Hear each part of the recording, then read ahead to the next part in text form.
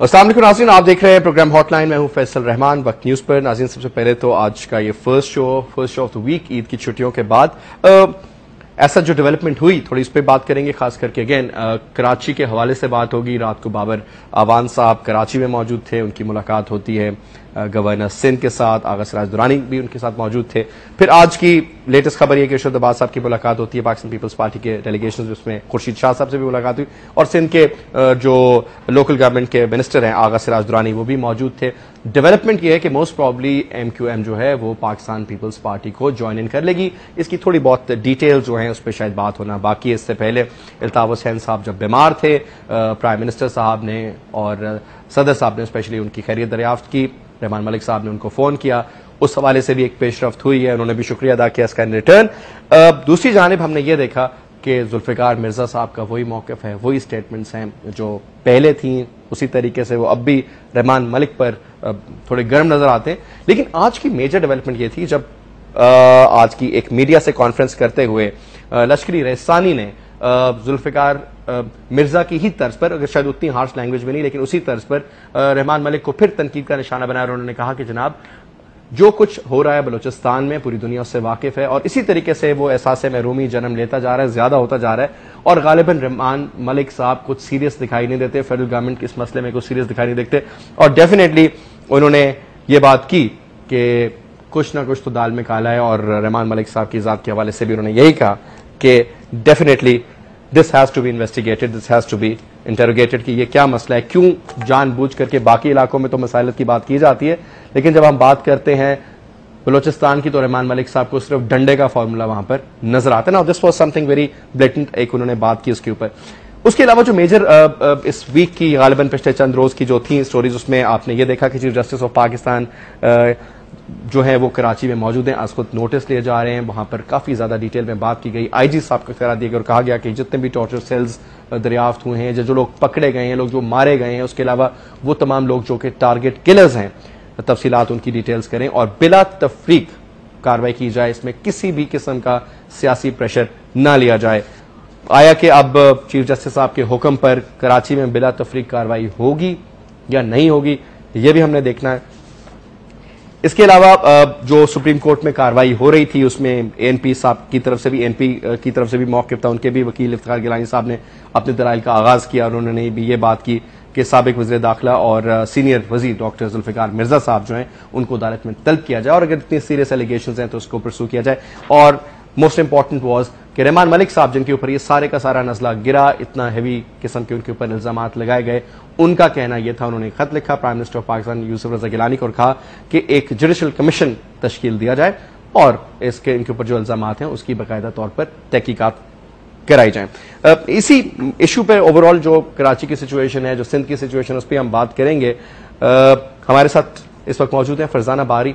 She is an expert on political issues and plus she is also यहाँ पर एक नुमाइंदा सिविल सोसाइटी की हैसियत से भी हमारे साथ तशरीफ रखती हैं। फरजाना बारी, बहुत बहुत शुक्रिया आपका। और नाज़रीन, यहाँ पर मैं थोड़ा सा ऐड ये भी कर लूँ कि हमारे साथ कमिट किया था महरीन अनवर राजा ने, उनके घर पे भी हमने DSNG भेजी लेकिन ठीक 10 मिनट पहले प्रोग्राम के स्टार्ट होने से पहले for some reason she said के वो उन्होंने जाना था किसी इंपॉर्टेंट जगह पर। अमीर मकाम साहब ने भी हमें कमिट किया था और ठीक 8 बजे के लाइव प्रोग्राम के लिए, लेकिन तकरीबन कोई 20 मिनट पहले उनका फोन आता है कि वो भी किसी वजह से मसरूफ है। अब ये क्यू लीग की और पीपल्स पार्टी की शायद कोई बहुत अहम मीटिंग है जो होनी हो, उसका हमें बाद में पता चल गया। अलबत्ता 2 ऑफ आवर मेजर जो गेस्ट थे जो आज के प्रोग्राम में हमने बात करनी थी, they for some reason at the last moment refused, but anyway we'll take a couple of other guests on the telephone line and we'll continue. So, लेकिन फरजाना आपसे शुरू करते हैं। फर्स्ट ऑफ ऑल तो thank you so much for joining us here.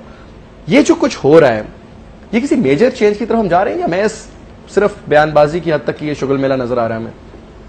नहीं, मेरा ख्याल है ये जो भी हो रहा है ये कहीं ना कहीं इसका नतीजा निकलेगा, क्योंकि जिस तरह फैक्ट्स सामने आ रहे हैं, मतलब मैं समझती हूँ कि ऐसा तो नहीं है कि ये चीज़ें पब्लिक नोटिस में नहीं थी, लोग इनको जानते नहीं थे। मतलब ये इतने अरसे से क्या हो रहा है कराची के अंदर, कौन से ग्रुप्स जो हैं वहाँ पे इन्वॉल्व हैं, पॉलिटिकल पार्टीज किन को सपोर्ट करती हैं, जितने भी माफियाज हैं उनके पीछे कौन लोग हैं। तो एक तरह तो वहां पे अगर आप कराची में किसी आम बंदे से बात करें, कराची के अलावा भी, तो लोगों को मालूम है कि क्या हो रहा है, इनको कहाँ से, इनकी सरपरस्ती कौन करता है, कौन सी पॉलिटिकल पार्टीज हैं, एस्टेब्लिशमेंट की कौन से सेक्शंस हैं, वो कौन से ग्रोहों को सपोर्ट करते हैं। लेकिन जिस तरीके से जाहिर है कि ये जो बात अब सामने आई है, मतलब जिस तरह से ये एक चीज जो एक पब्लिक नॉलेज में थी वो अब एक तरह से एस्टेब्लिश हुई है, क्योंकि जुल्फिकार मिर्जा साहब कोई एक आम इंसान नहीं है। वो होम मिनिस्टर रहे हैं, बहुत जिम्मेदार ओहदों पे उन्होंने काम किया है, बहुत इनको इनसाइड इंफॉर्मेशन है। तो उनका इस तरह से ये प्रेस कॉन्फ्रेंस करना और उसके साथ मतलब जितनी डॉक्यूमेंटेशन के साथ क्योंकि मेन चीज ये थी। हमारे साथ इस वक्त नाज़रीन टेलीफोन लाइन पर मौजूद हैं Mehreen Anwar Raja, former state minister for law. जी अस्सलाम वालेकुम Mehreen and welcome to the show. जी मेरीन, एक तो ये हमें बताइए कि मैं मतलब बड़ा सीधा सीधा आपसे सवाल करूंगा, मुझे ये बताइए कि एक तरफ रहमान मलिक, एक तरफ जुल्फिकार मिर्जा, और आज थोड़ी सी सपोर्ट हमने देखी लश्करी रसानी की भी टूवर्ड्स जुल्फिकार मिर्जा। ये होने क्या जा रहा है और हो क्या रहा है? ये blame game with in the party, ये क्या किस चीज की इंडिकेशन है? जी बिस्मिल्लाहिर्रहमानिर्रहीम।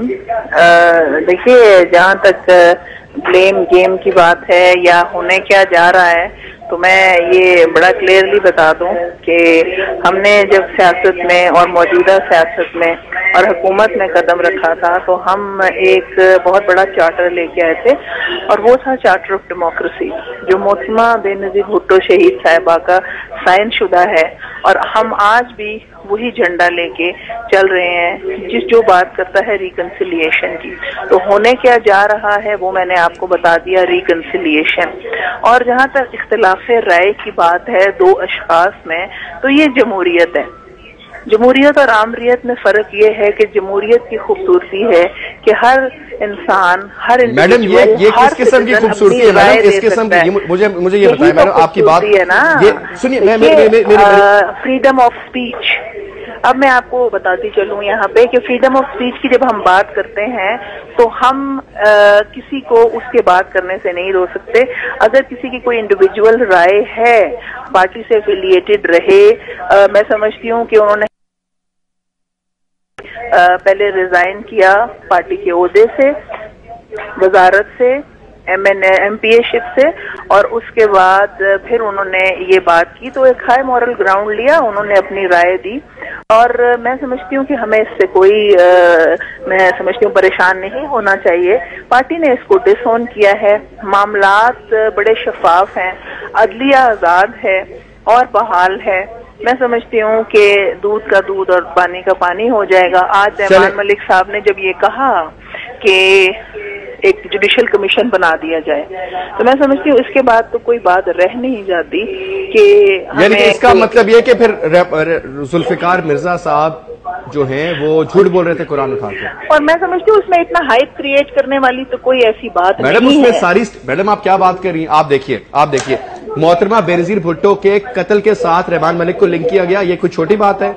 और आप लोगों ने प्रोव करना है, आपकी लीडर है, आप आज जो भी लोग ऐवान में बैठे उन्हीं की वजह से बैठे। Madam let me put another question बैठे, मैं एक मिनट, हम ऐवान में बैठे हैं बिल्कुल। मोहतरमा बेनजीर भुट्टो शहीद साहिबा की मैं वबांगे तोहल कहती हूँ कि हम उनकी कुर्बानियों की वजह से, उनकी वजह से और उनकी जमहूरियत का जो वो झंडा लेके चली थी उसकी वजह से बैठे हुए हैं। और जहाँ तक आपने ये बात की, इस पे एक इंडिपेंडेंट कमीशन बनाया गया जो बीबी साहिबा की बात है, और उस पर कोई कॉम्प्रोमाइज नहीं किया जा सकता।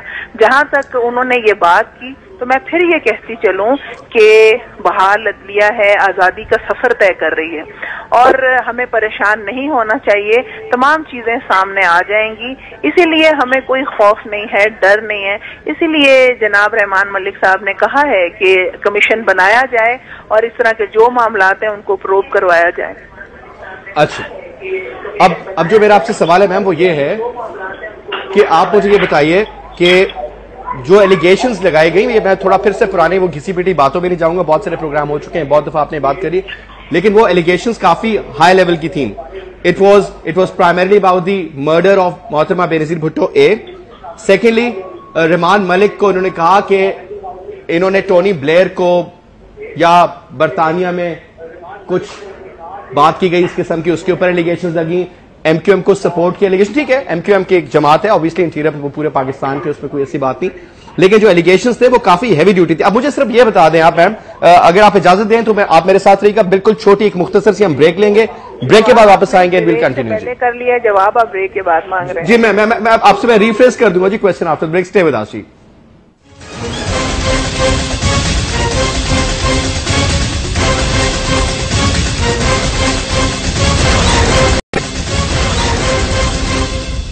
वेलकम बैक जी। हमारी गुफ्तगू जारी है।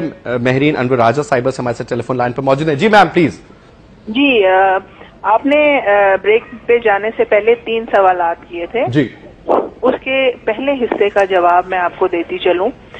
देखिए, जहां तक इल्जामात की बात है तो इल्जामात होते हैं, साबित करने की बात अलग है, इल्जाम लगा देना और बात है। दूसरी बात ये कि कोई ऐसा फोरम होना चाहिए, कमीशन होना चाहिए या ऐसी कोई कमेटी होनी चाहिए जो इन इल्जामात को प्रोब करे और इनको प्रूव करे, जिसके लिए जनाब रहमान मलिक साहब ने ये पीएम साहब को कहा है कि जुडिशियल कमीशन बना दिया जाए, जो मैं समझती हूँ बहुत जमहूरी बात है और बहुत फेयर बात है। और जहां तक आपका तीसरा सवाल था, अगर आप उसको दोबारा रिपीट कर दें। मैडम मेरा कहने का मकसद था, आपने कहा ना कि ये एक जमहूरियत की फिजा है, ये खूबसूरती है जमहूरियत की, हमारे पास एक्सप्रेशन को मतलब बात करने का फ्रीडम ऑफ एक्सप्रेशन है, सारी बातें अपनी जगह पे।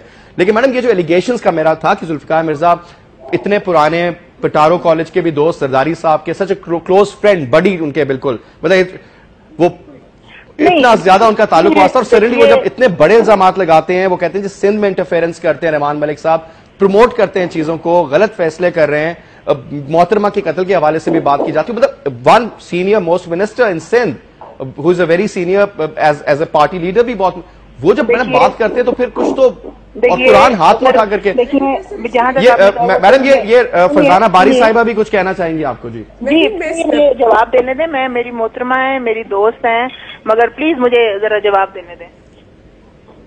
नहीं, आप इनको जिस बात आप दे लें, बात कर लें, मैं वैसे आप कहना चाह रही हूँ। मैं ये कहना चाह रही हूँ कि आपने कहा कि उनके दोस्त हैं, उनके बड़ी हैं, बिल्कुल होंगे, उनके दोस्त भी होंगे उनके, मगर एक इख्तिलाफे राय रखना, एक अपनी राय रखना, ये और बात है। और फिर मैं आपको यहाँ बताती चलूँ, जहाँ तक रहमान मलिक साहब का सिंध में या कराची में जाने का ताल्लुक है, तो जो प्रोविंशियल गवर्नमेंट है वो उसको असिस्ट करने के लिए जाते हैं, और आइन भी मेरे ख्याल में इसको मना नहीं करता, ना कानून इसको मना करता है, टू फैसिलिटेट प्रोविंशियल गवर्नमेंट, और फिर जो अलाए हमारे हैं उनसे बातचीत करना।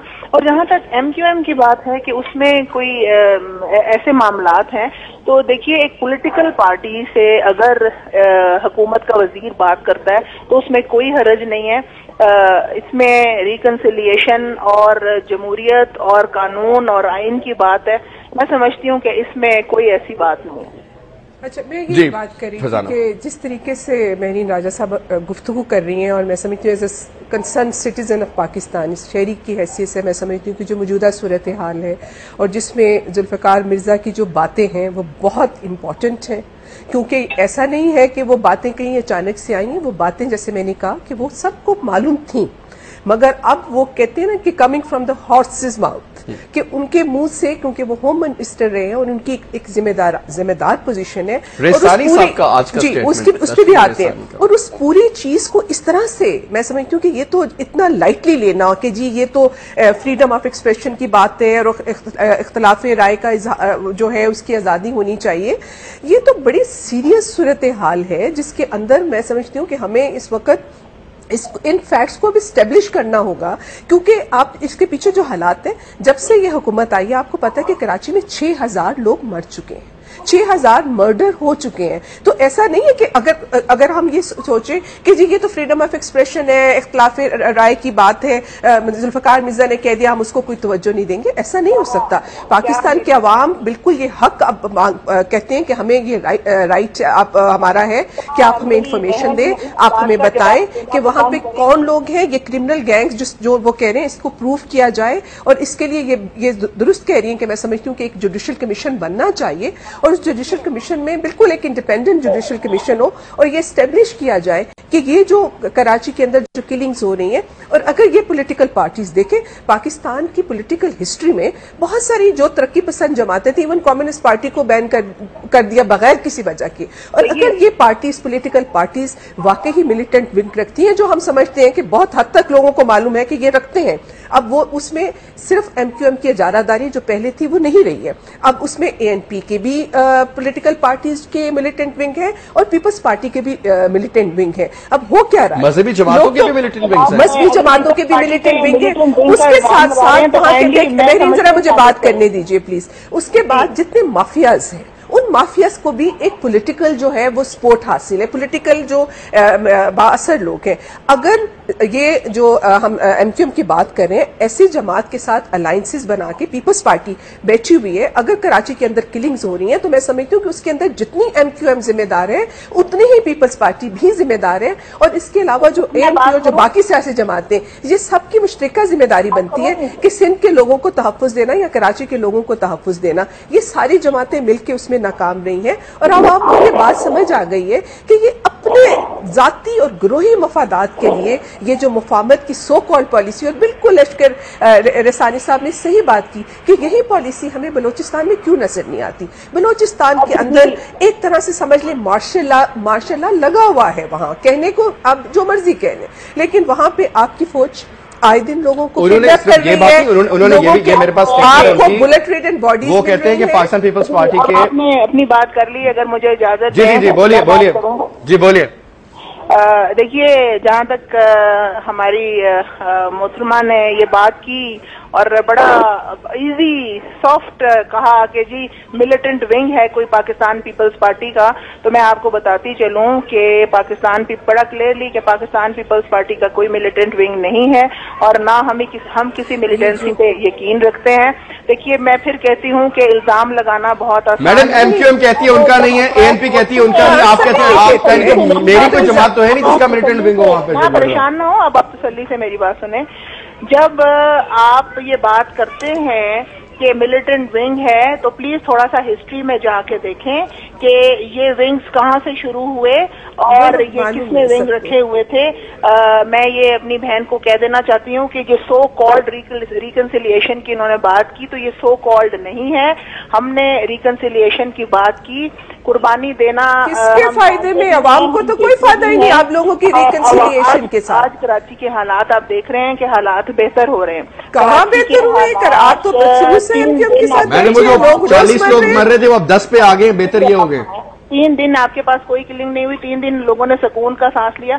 मैडम 8 बंदे कल मर गए ग्रुपों में, 2 पर 4 लाशें और 12-14 बंदे तो डाल होंगे। ऑपरेशन जो है क्रॉस बोर्ड करना है और इसमें हमें कोई डिस्टॉर्ट करने की कोशिश करता है, हाँ वो सिविल सोसाइटी से हो चाहे ऑपोजिशन से हो, उनको वक्त आने पे पता चल जाएगा कि पाकिस्तान पीपल्स पार्टी ने और जो हमारी अलाई की हुकूमत है, हमने एक प्रॉपर सिम्त ले ली है और वो सिम्त है अमन और अमान कायम करने के लिए, और वो सिम्त है रिकंसिलिएशन से चलते हुए जमहूरियत और आइन की बालादस्ती। मैं समझती हूँ कि हमारी बहन भी जो बात कर रही हैं ये अपनी राय दे सकती हैं, मगर खुदारा राय देना, इल्जाम लगाना और किसी बात का शक करना ये आसान होता है, साबित करना या चीजों को सामने पे लेके आना बहुत मुश्किल होता है। इल्जाम की तो बात ही नहीं। देखें जो कराची में लोगों को जो मार रहे हैं, तो कोई तो मार रहे हैं ना, तो एक मेरीन ये बताइए, चले मुझे आप एक बात बताएं मैडम, तीन बड़ी जमातें कराची में, पाकिस्तान पीपल्स पार्टी,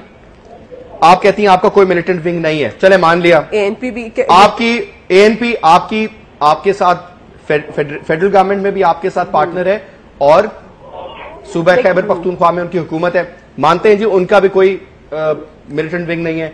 एमक्यूएम जो अनकरीब दोबारा आपके साथ पहले भी हुकूमत पे थी, दोबारा शामिल होने जा रही है, उनका भी मिलिटेंट विंग नहीं है। तो बहन ये कौन लोग हैं फिर जो बंदे मार रहे हैं, और ये कौन लोग हैं जो मर रहे हैं? देखिए, मैंने आपसे जो बात की है वो ये की है, मैं पाकिस्तान पीपल्स पार्टी के बारे में बात कर रही हूँ। और जहां तक हमारी बहन ने पाकिस्तान पीपल्स पार्टी की बात की है, मैं क्लियरली बताऊं क्या ना हमारा मिलिटेंट विंग है, ना हम उस पे इस बात पे भरोसा करते हैं। मैं ये कहूंगी, आपके तो जुल्फिकार मिर्जा ने एज अ होम मिनिस्टर उन्होंने खुद एडमिट किया है कि उन्होंने लाखों की तादाद में वो दिए ना असले के लाइसेंस। मोहतरम बहन कराची कितनी दफा गई है, कितनी दफा गई है। मैं 20 सेकंड्स की ब्रेक के बाद वापस आते हैं। कारकुन मर रहे हैं हमारे वहां पे।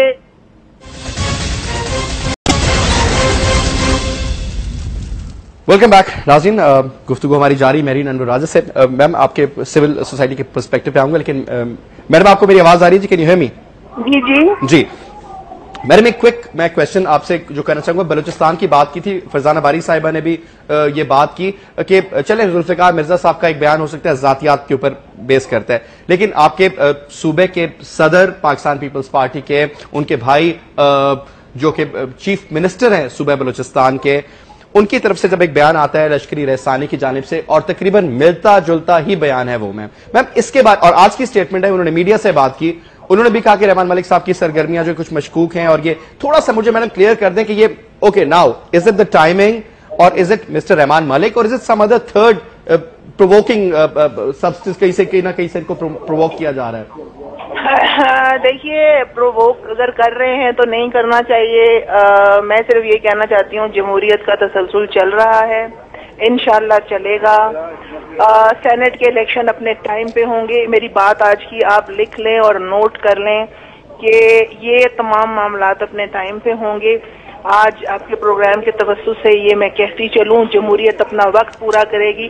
हमें मुश्किलात जमहूरियत में जब भी पाकिस्तान पीपल्स पार्टी आई है हुई हैं, मगर हमने इन जो मुश्किलात हैं इनको चैलेंज को कबूल भी किया है और इनको फेस करते हुए इस दौर से निकलेंगे। जहां तक बलूचिस्तान का ताल्लुक है तो जनाब आसिफ अली जरदारी साहब ने आते ही बलूचिस्तान से अनकंडीशनल एक माफी मांगी, हालांकि उनको माफी मांगने की जरूरत नहीं थी। बलूचिस्तान को बहुत बड़ा एक पैकेज दिया गया। बलूचिस्तान की जिसपे कोई अमल नहीं हुआ अभी तक मैडम। सुनिए, अभी लोग वहां के कहते हैं जी, आपने कहा कि बलूचिस्तान की तरफ नहीं ध्यान दिया गया। अब आपने जब मैंने ये बात की, आपने कहा उस पर अमल नहीं हुआ। ये बिल्कुल फैक्ट है, ये बिल्कुल ऑन ग्राउंड है। आप मेरे साथ चलें, हम बात करें आपके अपने ट्विटर से, जो आपके एमएनए पाकिस्तान पीपल्स पार्टी के इसी कुर्सी पे जहां पे फरजाना बैठी, मुझे क्या कहना है। जब पाकिस्तान के वजीर आजम साहब ने वहां पे मीटिंग किया था, कैबिनेट होल्ड किया था, तो उन्होंने ये अपना एक पूरी लिस्ट दी थी कि बलूचिस्तान में कौन कौन से काम हो गए हैं। अगर आप थोड़ा मुझे टाइम देंगे तो मैं आपको वो लिस्ट भी पहुंचा दूंगी। खुदारा कयास आराइयों पे बात ना किया करें। मैं समझती हूँ कि मीडिया का एक किरदार है, वो अपना किरदार बहुत भरपूर अदा करता रहा है, मगर प्लीज जो बात है ग्राउंड पे वो भी बताएं कि बलूचिस्तान को पैकेज दिया गया, बलूचिस्तान को उसकी भरपूर जो इतनी भी महरूमियां थी उनको ओवरकम करने की कोशिश की गई। 75% वहां पे काम भी हो गया है। मैं ये कहती चलूं कि ये दहशतगर्दी की लहर किसी एक जगह पे नहीं है, स्वात से लेके कराची से लेके बलूचिस्तान, मगर मौजूदा हुकूमत जो कोलिशन की है, हम सबको साथ लेते हुए इस दहशतगर्दी को इसलिए खत्म करेंगे कि हमने सिमत ले ली है, हमने डायरेक्शन ले ली है, और हमें इस डायरेक्शन से कोई मुतज़लज़ल नहीं कर सकता। मैं समझती हूँ कि आज आपके इस फोरम से ये कहूंगी, आए हमारे साथ मिलें, गो वो सिविल सोसाइटी का हो, वो अपोजिशन का हो। क्या आप नहीं चाहते कि ये दहशतगर्दी खत्म हो? क्या आप नहीं चाहते ये जो इकोनॉमिक क्रंच है ये खत्म हो? एब्सोल्युटली जी, कौन नहीं चाहता, सब चाहते हैं कराची में अमनो अमान हो। अगर आप ये चाहते हैं तो अपना हिस्सा जो डाल सकते हैं काइंडली डालें। बिल्कुल डालेंगे मैम, आप मुझसे कमिट करें। यहाँ पर मैं बलूचिस्तान के ऊपर एक स्पेशल प्रोग्राम करूंगा। I call in couple of people जो कि बलूचिस्तान से हैं। मैं जो बात आपको कर रहा हूँ, सुनिए, वो जो बात मैं आपको करूं, मैं अपनी तरफ से नहीं कर रहा, आपके क्वेटा के आपके सिटिंग एमएनए वो कहते हैं जी हमें बात करने का 5-5, 4-4 दिन मौका नहीं मिलता असेंबली में, क्या बात करें। पाकिस्तान पीपल्स पार्टी के नासिर अली शाह साहब की मैं बात कर रहा हूं, यहां पे बैठे हुए थे इसी कुर्सी पे, और वो कहते हैं कि हम क्या बात करें, आपके अपने पीपल्स पार्टी के लोग, मैं बात नहीं कर रहा किसी और, क्या आई कैन कोट, मैं नाम लेकर के आपको कह रहा हूं। मैडम आप आएंगे मेरे प्रोग्राम में इंशाल्लाह नेक्स्ट वीक में, अभी क्योंकि आप you are having your dinner and I am so thankful कि आपने वक्त निकाला, और आप उनको भी बुला लीजिएगा। I will come with all proof. आप आइए, we will definitely arrange a programme within this week जी, and thank you so much for being a part of the show जी, बहुत बहुत शुक्रिया आपका। हमारे साथ जी हमारे साथ मौजूद थी मेरीन अनवर राजा। और डेफिनेटली जी ये जो बलूचिस्तान के हवाले से बात की जाती है, तो लेट्स टॉक अबाउट इट जी। बलूचिस्तान को हमेशा से कहा गया ये बलूचिस्तान का हुके जो पैकेज का आगाज किया गया बलूचिस्तान का, उस पर बहुत से लोग कह रहे हैं कोई इस पर अमल नहीं। और मैं क्योंकि यहाँ पर पाकिस्तान मुस्लिम लीग नवाज के नासिर खान साहब जो आए उन्होंने बात की, ये पाकिस्तान पीपल्स पार्टी के अपने लोग कहते हैं। रेसानी साहब आज जो बात करें मैं कोट कर सकता हूँ, मीडिया से उन्होंने बात की, ये स्टेटमेंट है उनकी मेरे सामने, और वो मतलब सीधा सीधा उन्होंने कहा कि बरस पड़े। उनका कहना है कि रमान बलूचिस्तान में अमन के लिए डंडे, जबकि कराची मसाइलत की बात करते हैं, मसाइलत का भी वो कहते हैं इसलिए कि गालिबन ये जो आने वाले दिनों में सेनेट के इलेक्शंस हैं इसके लिए नंबर गेम का ये पूरा का पूरा किस्सा है। डू यू थिंक कि नंबर गेम का एक किस्सा है जो सेनेट की जो इतनी अथॉरिटी से मैडम ने बात की अभी? नहीं देखिए फैसल, एक तो ये कि मुझे तो इस तरह की अब ये जो लफाजी है इन सियासतदानों की, और बिल्कुल खाली खुली नाराबाजी, गुफ्तगू, कोई सब्सटेंस नहीं है। बहुत अफसोस होता है कि इतनी संजीदा सूरत हाल पे इस तरह की गुफ्तगू करना और कोई सॉलिड बात नहीं है। अगर बलूचिस्तान पैकेज, रिलीफ पैकेज मिला होता, उस पर अमल दरामद होता, तो बलूचिस्तान में कम से कम कुछ लोग जो इनके साथ हैं वही थोड़ी तसल्ली में होते। मतलब बलूचिस्तान के अंदर मुसलसल जो आप देखें कि जो सिचुएशन है जिसके अंदर खास तौर पे ये जो किलिंग्स हो रही हैं, और आपकी फौज, मतलब बलूचिस्तान के अंदर फौज इस वक्त, मैं वही बात कर रही हूँ कि हमने कहने को वहाँ मार्शल लॉ नहीं है, लेकिन बलूचिस्तान में इस वक्त मार्शल लॉ वाली सूरत हाल है। रोज डेड बॉडीज लोगों की आपको मिलती हैं, रोज लोग अगवा होते हैं। जो हमारी यूनिवर्सिटियों में, एजुकेशनल इंस्टीट्यूशंस में जो बंदा मुंह खोलता है उसको मारा जा रहा है। वहां पे मतलब जो हालात है उससे इस तरह से नफी उसकी करना और उसको एड्रेस ना करना, ये हम उसी तरफ मूव कर रहे हैं जैसे हमने बांग्लादेश में जो जेन्युइन ग्रीवेंसेस है। ये सेक्टेरियन वायलेंस है या ये फिर कौमियत की बुनियाद पे झगड़ा है? बलूचिस्तान का कौमियतों की बुनियाद पे क्यों झगड़े होते हैं? देखिए पाकिस्तान जो है वो मुख्तलिफ कौमियतों से मिलकर एक कौम की तरफ एक मुल्क हमने बनाया था ना। उसमें बलोची अलग रह रहे थे, आपके जो थे हमारे पठान अलग थे, और ये पंजाबी अलग थे, और हम सब मुख्तलिफ कौमियतों के लोगों ने, सब मल्टी नेशन स्टेट ना, हमने मिलकर एक मुल्क बनाया। अब जाहिर है कि अगर हम उनके साथ बराबर का सलूक नहीं करेंगे, हमारा सोशल जस्टिस नहीं होगा इक्वल, तो लोगों के दरमियान जाहिर है उन कौमियतों के दरमियान जो है वो फ्रस्ट्रेशन लेगी। हमने ऑलरेडी ये अपना ये जो सलूक करके बांग्लादेश में वो सूरत हाल देख ली कि बांग्लादेश में हमने जेन्युइनली जो बांग्लादेश में अक्सरियत में लोग थे उनको हमने, उनके जो प्रॉब्लम्स थे, उनके जो जेन्युइन मसाइल थे, उनको नहीं एड्रेस किया। तो दुनिया में पहली दफा शायद ऐसा हुआ होगा कि एक अक्सरियत जो थी वो एक मुल्क से अलहदा हुई, मतलब अकलियत अलहदा होती है तो वो तो अक्सरियत में थे।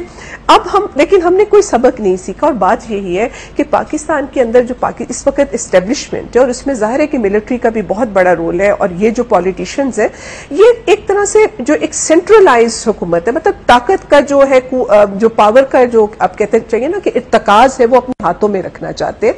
तो जो डेवोल्यूशन ऑफ पावर है या जो मैक्सिमम ऑटोनॉमी की बात है, क्योंकि ये तय हुआ था, आप अगर देखें कि 1940s में तय हुआ था कि इनको ये जो होंगे, इनको हद सवाए 3 जो चीजें हैं, मतलब आपका वही करेंसी और फॉरेन पॉलिसी और आपकी वो सेंटर के पास होगा, बाकी तो दिया जाएगा। आप देंगे तो हमने तो वो सारी चीजें नहीं निभाई ना, हमने तो एक तरह से धोखा किया ना। हुकूमत ने 18वीं अमेंडमेंट की, हमने बड़ा कमाल कर दिया। नहीं तो उसमें भी ये सब कुछ नहीं हो रहा। बात ट्रांसफर हुई है वो पास अभी तक, वो तो आप छोड़ ही देना। 18th अमेंडमेंट में तो जो चीजें, एक चीज का तय होना, और मतलब वो भी, उसमें भी 18th अमेंडमेंट में जाहिर है कि अभी बहुत सारी उसमें भी लकूनाज हैं, चले उस पर ना जाएं। उसमें जो थोड़ी बहुत अच्छी बातें हुई भी हैं, उसमें भी जाहिर है कि इन्होंने प्रैक्टिकली उस पर कोई हमें अमल दरामद होता हुआ नजर नहीं आ रहा है।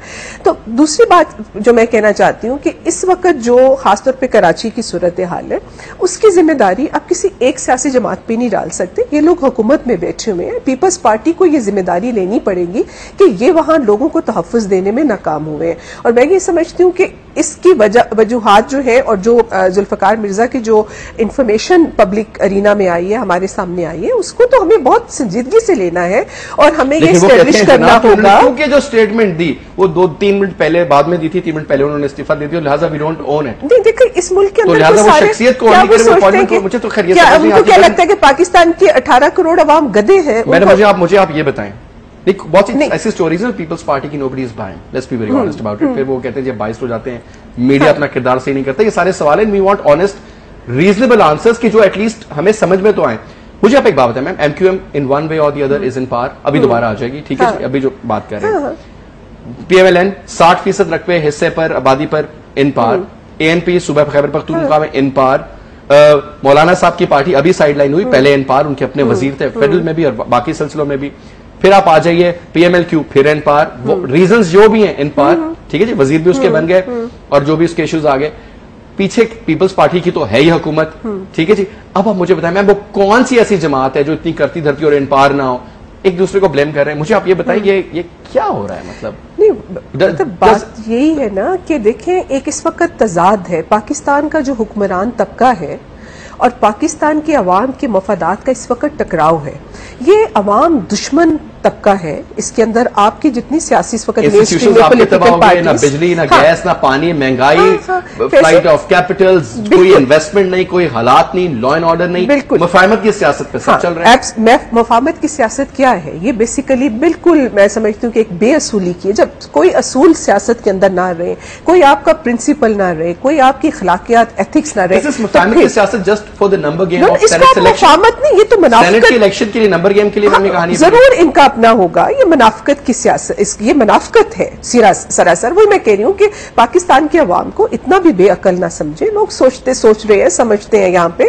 और ये जो एक नेक्सस बना हुआ है इस वक्त, ये सियासी जमातों की जो एक पॉलिटिकल एलीट का और आपकी मिलिट्री एस्टेब्लिशमेंट का और आपकी सिविल ब्यूरोक्रेसी के एक तबके का, और ये मिलके पाकिस्तान के मफाद में कोई काम यहाँ पे इस मुल्क में कोई ऐसी पॉलिसी नहीं है, चाहे वो प्राइवेटाइजेशन से लेके, चाहे आप सूबों की खुद मुख्तारी की बात करें, कोई ऐसी इस वक्त पॉलिसी पाकिस्तान के अंदर नहीं है जो पाकिस्तान के अवाम को रिलीफ देने की तरफ हो। तो ये एक गिरोह इकट्ठा हुआ है जो लूट मार में और ये मुफाहमतें अपने मफादात हर जमात का शामिल है। हाँ, तो अब क्या करें? Let me take a break ma'am, इसके बाद हम कहते हैं कि ठीक है ये सब कुछ तो हुआ है, हर नजर अब जाती है जनाब, छोटे से छोटा नॉन इशू भी हो तो सुप्रीम कोर्ट के चीफ जस्टिस साहब आप कुछ कर दें, आपके लिए कोई प्लाकार्ड लेके खड़ा हुआ है, कोई कुछ लेकर के खड़ा हुआ है, कोई मिसिंग पर्सन, कोई ये हर चीज का इशू अब उन पर एक नजर दौड़ाई जाती है, बिकॉज और कहीं हमें या अवाम को कोई फ्यूचर नजर नहीं आता। अब सिविल सोसाइटी ने जिसने अदलिया को बहाल किया, सब कुछ किया, उसका किरदार क्या होगा as a human being? Forget the government, forget the federal government, forget the provincial governments. Civil society का किरदार बहुत इंपॉर्टेंट होता है कि जी वहां से आता है सारा कुछ, लेकिन जो पॉलिटिकल चेंज होती है वो तो ऊपर के लेवल से ही आती है। Will just take a short break है और उसके बाद बात करेंगे कि सिविल सोसाइटी का क्या किरदार होना चाहिए पाकिस्तान को इस केओस से, इन क्राइसिस से निकालने में। एक ब्रेक। वेलकम बैक जी, गुफ्तगू हमारी जारी है ओवरऑल सिचुएशन की कि अब होगा क्या, गवर्नमेंट की किस किस्म के वादे और वो वादे पूरे नहीं हो रहे और हालात किस तरह के बनते जा रहे हैं। सिंध में आपके सामने सूरत हाल, आज बलूचिस्तान से भी आवाज उठती है। लेट्स सी के खैबर पख्तूनख्वा से आवाज कब आएगी। ऑलरेडी वहां पर एनपी की हुकूमत पाकिस्तान पीपल्स पार्टी के साथ। इस वक्त हमारे साथ टेलीफोन लाइन पर मौजूद है नसीर अहमद भुट्टा साहब, मेंबर है नेशनल असेंबली के पाकिस्तान मुस्लिम लीग नवाज के। अस्सलाम वालेकुम भुट्टा साहब। वालेकुम अस्सलाम। भुट्टा साहब, बड़ा एक तरफ तो ये कहा जाता है जनाब कि आप लोग अपोजिशन का किरदार अदा करते हैं नहीं करते हैं वो चले जो भी बात है, लेकिन सिर्फ ये इल्जाम भी होता है कि जनाब ये आपके जाती मफादात की हद तक तो अपोजिशन ठीक है, लेकिन अवाम के हवाले से जब बात की जाती है तो अपोजिशन हमें ना होने के बराबर नजर आती है। वो तो एक अलग। मुझे आप ये बताएं कि सर अभी हमारी बात हो रही थी, फरजाना बारी मेरे साथ मौजूद है, इससे पहले मेरीन अनवर राजा भी हमारे साथ मौजूद थी, कि पाकिस्तान में तमाम जमातें, चाहे वो नून लीग है, काफ लीग है, पाकिस्तान पीपल्स पार्टी है, एएनपी और एमक्यूएम की भी हम बात करें, इन पार हैं जनाब। उसके बावजूद ये क्या ये बंदर बांट का कुछ सिलसिला चल रहा है, ये क्या अब होगा क्या? एक तो आपका जो पहला सवाल था, पहला हिस्सा, उसका मैं जवाब देना चाहता हूं कि खास तौर पे मुस्लिम लीग नून के अपोजिशन के किरदार के हवाले से जो अभी आपने बात की, तो मैं बिल्कुल ये बात वाज़ेह करना चाहता हूं, और पाकिस्तान मुस्लिम लीग नून का जो हमेशा से ये मौक़िफ़ रहा है कि हमने हमेशा असूलों की सियासत की है और उसके ऊपर हम खड़े भी रहे हैं, और उसके ऊपर हमने जो कुर्बानियां भी दी हैं, हमें जिस तरह बाज़ औक़ात पीछे भी हटना पड़ा है तो हम हटे हैं। लेकिन असल बात यह है कि अब वक्त आ गया है कि वो लोग जिनको हम समझाना चाह रहे थे, जिनकी हम डायरेक्शन दुरुस्त करना चाह रहे थे, जिनकी हम सिम्त मुतय्यन करना चाह रहे थे, जिनको हम समझते थे कि अब वो दौर गुजर चुका जब 8 साल दौर था एक डिक्टेटोरियल। भुट्टा साहब, ये भी तो 3 साढ़े 3 साल गुजर गए, अगले इलेक्शंस का टाइम आ गया, अभी तक आप लोग उसूलों की सियासत, पाकिस्तान पीपल्स पार्टी मुफाहमत की सियासत, ये उसूल जो इन्होंने पाकिस्तान का बेड़ा गर्क कर दिया अभी तक। तो आम आवाम के वाले से ये जो मफामत की सियासत जिसको नाम दिया जाता है, ये मफादात की सियासत है। हमने इसीलिए इससे जान छुड़ा ली थी, हमने इसके तेवर देख लिए थे जब हम 2 माह वजारतों में रहे थे, तो इसीलिए हमने 15 वजारतों को ठोकर मारी थी। वरना हमें भी हुकूमत बड़ी अच्छी लगती थी, हमें भी ठंडी जगह पे बैठना बड़ा अच्छा लगता था, हमें भी सदर के लिए जो ऑफर थी वो बड़ी अच्छी लगती थी। लेकिन हमने इसलिए ये इन चीजों की कुर्बानी दी ताकि लोगों को ये याद है। मुझे नहीं समझ आती कि ये जो चीजें हैं, जब कुर्बानी की बात होती है तो हम ये कुर्बानी देते हैं, फिर भी अगर ये तस्वर किया जाता है कि हम बाकायदा तौर पे बजा तौर पे हम अपोजिशन का किरदार अदा नहीं कर रहे या उसके ऊपर कोई सवालात उठाए जाते हैं, तो उन सवालात का जवाब जो है वो हमारा कॉन्डक्ट है। क्योंकि हमने जब ये बात की कि इस मुल्क के अंदर जुडिशरी की जो है वो बहाली होनी चाहिए, तो उसके ऊपर हमने अमली इक़दाम किए। हमने वकला की तहरीक के साथ ज्वाइन किया और मियां मोहम्मद नवाज शरीफ के उस केस के बावजूद कि उनको बेशुमार जानी खतरात लाक थे, फिर भी उन्होंने बाहर निकले और अल्हम्दुलिल्लाह उसमें कामयाब ठहरे। आज एक बार फिर हम ये समझते हैं कि अगर असम्बलियां खुदा न खास्ता इस मुल्क के अंदर नाकाम हुई, असम्बलियों के अंदर रेवोल्यूशन या असम्बलियों के अंदर कोई तब्दीली नाकाम हुई, तो मैं समझता हूं कि फिर हमें सड़कों पे ही अल्टीमेटली आना पड़ेगा और अवाम की तरफ ही देखना पड़ेगा। आज जब अवाम देख रहे हैं, 18 करोड़ अवाम मियां मोहम्मद नवाज शरीफ की क़यादत की तरफ देख रहे हैं, तो मियां नवाज शरीफ की तरफ से भी अवाम जो है उनको मायूस नहीं किया जाएगा। आज गया हरम पाक में उन्होंने 10-15 दिन गुजारे हैं, कौम के लिए गिड़गिड़ा कर दुआएं की हैं, और आज जब वो इंशाल्लाह पाकिस्तान वापस लौट रहे हैं तो वो हमारा पाकिस्तानी कौम का एजेंडा जो है वो अब हमारा एजेंडा है और वो हमारे सामने है इंशाल्लाह ताला।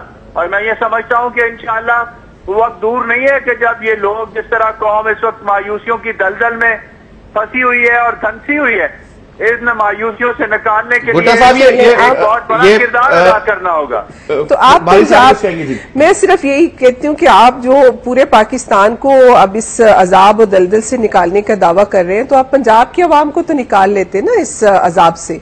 पंजाब की आवाम को कौन सा सुख मिल गया जहां पे आपकी हुकूमत थी, जहां पे आप के लोग बैठे हैं, तो वहां पे भी तो वही हालात हैं। पंजाब में भी वही गुर्बत, वही बेरोजगारी, वही लॉ एंड ऑर्डर की सिचुएशन है। आपके बड़े बड़े जाके जो आपके मिनिस्टर्स हैं वो ये जो मिलिटेंट ग्रुप्स हैं उनके साथ बैठते हैं, उठते बैठते हैं, उनके साथ लिंक्स हैं, तालिबान के साथ जिन लोगों के लिंक्स हैं, तो फिर आपके ऊपर भी किस तरह से लोग आवाम क्या एतबार करें। मसला तो ये है कि इस मुल्क की बदकिस्मती फैसल ये है कि मेन स्ट्रीम के अंदर इस वक्त जितनी सियासी जमातें हैं उनकी लीडरशिप इतनी डिस्क्रेडिट है कि लोग जाएं तो जाएं कहां। मैं इसीलिए ये समझती हूं कि ये बड़ा जरूरी है कि जो इस वक्त हकायक जो जुल्फिकार मिर्जा साहब सामने लेकर आए हैं उसके ऊपर इस वक्त अदलिया की बहुत बड़ी जिम्मेदारी बनती है कि वो इसकी बाकायदा इन्वेस्टिगेशन करे और इन तमाम सियासी जमातों को बैन किया जाए जिनके जो ये इस तरह की मिलिटेंसी को और इस तरह की क्रिमिनल। एक बंदा रीइंस्टेट कराना होता है तो सुप्रीम कोर्ट के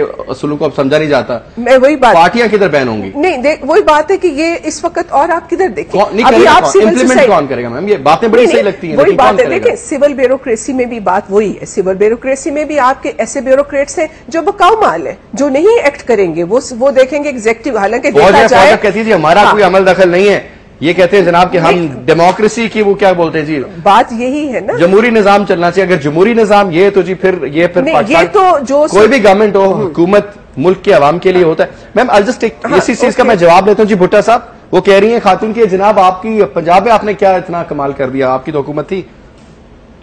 देखिए पंजाब के अंदर हमने जो इकदामात लिए हैं खासतौर पे गवर्नेंस के हवाले से, तो उसके अंदर तो सारी जो खासतौर पे जो दुनिया का मीडिया है और दुनिया की जो इस वक्त जो असेसमेंट ब्यूरोज हैं वो इस वक्त उन्होंने जो अपना दिया है यहाँ पे लॉजिकल, यहाँ पे कंक्लूजन जो दिया है पंजाब के हवाले से, अल्हम्दुलिल्लाह वो हमारे लिए एक तुर्रा इम्तियाज है, जिसमें ये कहा गया है कि पंजाब के अंदर करप्शन के खात्मे के लिए अमली तौर पर इकदाम किए गए हैं।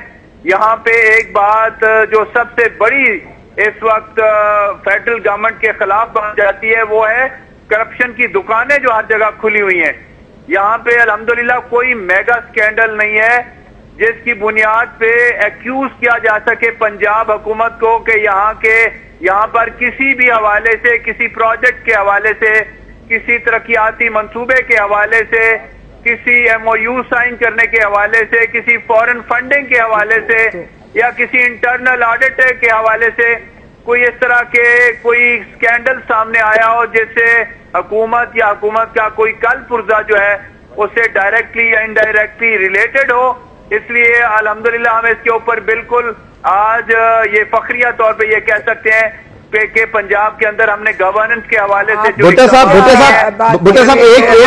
एक मिनट रह गया मेरे पास, मुझे बात बताएं सर। भुट्टो साहब उठाया गया है खासतौर पे इसके हवाले से जो मोहतरमा ने ये कहा कि पंजाब के अंदर बेरोजगारी है, बिल्कुल मैं इसको ये तस्लीम करता हूं कि पंजाब के अंदर बेरोजगारी है। उस बेरोजगारी के ऊपर अभी हम काबू इसलिए नहीं पा सके कि पंजाब का जो वास्ता पड़ा है इस वक्त मरकज के साथ एनर्जी क्राइसिस के हवाले से, सर उसको छोड़े भुट्टो साहब, आखिरी 30 सेकंड की बंदिश के हवाले से लास्ट 30 सेकंड से मेरे पास लास्ट 30 सेकंड से सर आप मुझे एक बात बताएं सर, आप अपने दिल पे हाथ रख के मुझे ये बात कहें कि आप समझते हैं कि बिल्कुल इतना ही शफाफ तरीके से पंजाब में सब कुछ हुआ है जिस तरह के आप बयान कर रहे हैं? देखिए मैं ये पूरे 15 सेकंड आपके पास ये बात क्या कर रहा हूं कि शफाफियत के हवाले से आप देखें हमने जो जितने प्रोग्राम शुरू किए हैं पंजाब हुकूमत ने, खा वो दानिश स्कूल का प्रोग्राम हो, खा वो आशियाना का प्रोग्राम हो, का वो प्रोजेक्ट हो, वो रिंग रोड हो, सर वो टैक्सीज के ऊपर सर मुझे ये कहा जा रहा है कि सब जानने वालों को दी जा रही है। दानिश स्कूल के अंदर भी मसले लोगों ने पिन पॉइंट किया। जितना बजट है वो बाकी पूरे पब्लिक सेक्टर एजुकेशन का बजट है और ये 4000 उसकी डिवीजन के ऊपर बात हो रही है। जो सस्ती रोटी है उसमें बड़े स्कैंडल्स नजर आ रहे हैं। वो खैर बात बहुत लंबी जाएगी। थैंक यू भुट्टो साहब, बहुत बहुत शुक्रिया भुट्टो साहब आपका, आपने प्रोग्राम में हमें ज्वाइन किया। बात ये जी कि क्या इन टॉक शोज का जो हम बैठते हैं चीजों को पिन पॉइंट करते हैं, हाईलाइट करते हैं, क्या इनका कोई at the end of the day फायदा होता है? वही मफाहमत की बातें, वही असूलों की सियासत, वो 4 6 8 लफ्ज, वो टिपिकल। अब तो ये भी पता होता है कि मतलब अगर मुझे पता होता है कि इसके बाद अगला जुमला क्या होगा और उसके बाद अगला क्या होगा। I wish I could write it and show it like this next time close up में कि ये इसी तरह योगा में पता ही होता है कि क्या होना होता है। लेकिन क्या इनका कोई फायदा होता है? मुझे तो मेरी समझ से बाहर है। लेकिन क्योंकि जब हम आम आवाम की लोगों की हालत देखते हैं, सभी कह रहे हैं हम सब ठीक कर रहे हैं, सभी कह रहे हैं हम बड़े ट्रांसपेरेंट हैं, सभी कह रहे हैं हम बहुत बेहतर हैं, लेकिन when you look into the details, जब आम पाकिस्तानी मिलता है जो वो क्या बयान करता है, या तो फिर वो झूठा है जो ये सफर कर रहा है। अगर बिजली है या नहीं है आपको बेहतर पता है, CNG 3 दिन मिल रही है नहीं मिल रही आपको पता है, गैस की लोड शेडिंग हो रही है नहीं हो रही आपको पता है, लॉ एंड ऑर्डर की क्या हालत है। अगर ये सब ठीक है तो फिर अवाम झूठी है, और अगर अवाम सच्ची हो तो ये तमाम लोग फिर झूठे। एनीवे जी, thank you very much ma'am for being with us. इंशाल्लाह कल फिर प्रोग्राम करेंगे, तब तक के लिए इजाजत दीजिए।